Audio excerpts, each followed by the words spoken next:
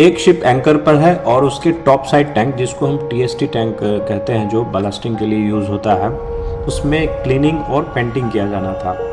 तो chief met ने कुछ दिन पहले ही उसके मैनहोल्स को खोलकर रखा था वेंटिलेशन के लिए, और उसमें कई बार ऑक्सीजन लेवल भी चेक किया गया, जो कि 21% पाया गया, जो कि सेफ़ एंट्री के लिए सही है। हम वहाँ पे सांस ले सकते हैं, हमारे लिए सेफ़ एंट्री के लिए है वो एटमॉस्फेयर। पेंटिंग के लिए उसमें इपॉक्सी पेंट यूज़ किया गया था और उसमें थिनर मिला हुआ था।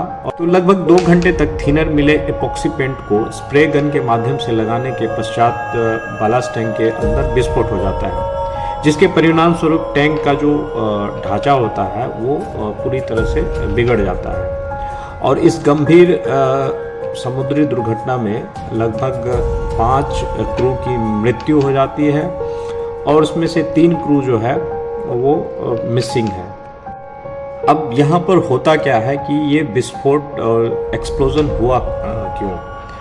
उसका मूल कारण है कि एपॉक्सी पेंट में 30% अधिक थिनर मिला हुआ था, और ऐसे मिक्सचर में अगर स्प्रे पेंटिंग करने से पेंट के जो एलिमेंट्स होते हैं वो जो उसका जो वेपर होता है वो एक्सप्लोसिव रेंज के पास पहुंच जाता है, और इससे एक्सप्लोजन का जो है खतरा बढ़ जाता है। टैंक का वेंटिलेशन एक ब्लोअर के माध्यम से किया जा रहा था। नॉर्मली शिप पे ब्लोअर होता है जो कि मैनहोल के पास लगाया जाता है, और मैनहोल के पास एक मैनहोल के पास लगाते हैं और दूसरे मैनहोल से हवा निकल जाती है। तो टैंक के भीतर एक कंप्रेस्ड एयर लाइन लगी हुई थी, और वेंटिलेशन जो था बिल्कुल सफिशिएंट था, और वहाँ पर लाइटिंग के लिए कार्गो लाइट लगाया गया था, जो कि इंट्रिंसिकली सेफ या एक्सप्लोजन प्रूफ नहीं था। नॉर्मली हमारे पास अगर हम टैंक में जाते हैं तो हमारी जो लाइट है वो इंट्रिंसिकली सेफ होना चाहिए और एक्सप्लोजन प्रूफ होना चाहिए। तो ये जो लाइट था ये इंट्रिंसिकली सेफ या एक्सप्लोजन प्रूफ बिल्कुल भी नहीं था। तो इससे बचने के लिए हमें करना क्या चाहिए? इनक्लोज स्पेस जो है, जो इस तरह के टैंक्स होते हैं जहाँ पे पेंटिंग के काम से पहले जो है हम लोग एक्सप्लोसीमीटर से गैसेस का परसेंटेज देखते हैं, और वहाँ पर ऑक्सीजन का लेवल भी हमें मिलता है जो कि सफिशिएंट 21% होना चाहिए।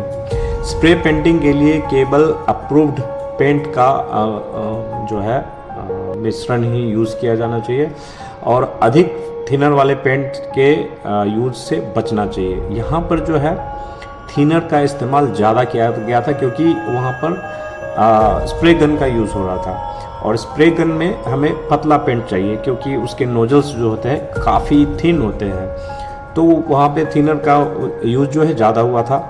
तो बालास्ट टैंक और बंद जगहों पर जो है आपको वेंटिलेशन प्रॉपर करना पड़ेगा और क्रॉस चेक करना पड़ेगा कि जिस टाइम हम लोग टैंक में एंट्री कर रहे हैं कुछ किसी भी काम के लिए, पेंटिंग के लिए हो या क्लीनिंग के लिए हो, तो मेक श्योर कि आपका ऑक्सीजन लेवल टैंक के अंदर 21% होना चाहिए।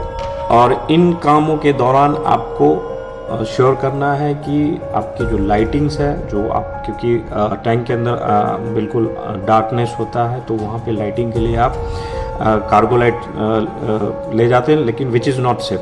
आपको वहाँ पर जो लाइट है वो इंट्रिंसिकली सेफ लाइट लगानी है और वो एक्सप्लोजन प्रूफ भी होना चाहिए। सेफ्टी प्रोसीजर्स और वर्क परमिट और रिस्क असेसमेंट को जो है स्ट्रिक्टली फॉलो करना चाहिए ताकि इस तरह के एक्सीडेंट से बचा जाए।